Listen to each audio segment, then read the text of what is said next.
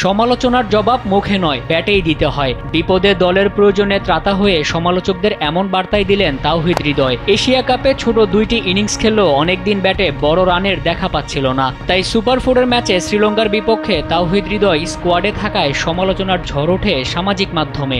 অনেকেই হৃদয়ের দলে থাকা নিয়েও প্রশ্ন তোলে। এত সব সমালোচনা নিয়েই লঙ্কানদের সাথে ব্যাটে ঝড় তোলেন হৃদয়। চাপের মধ্যে দাঁড়িয়ে গেলেন শান্ত মাথায়। সাইফ ও শামীমের সাথে জুটি গড়ে দলকে জয়ের বন্দরে নিয়ে যেতে বড় ভূমিকা রাখেন। শ্রীলঙ্কার দেয়া 169 রানের টার্গেট যখন বড় মনে হচ্ছিল, তখনই হৃদয় জানিয়ে দিলেন দায়িত্ব কাঁধে নিতে প্রস্তুত তিনি। স্যান্ডেলিনা সো, রূপচর্চায় আভিজাত্য।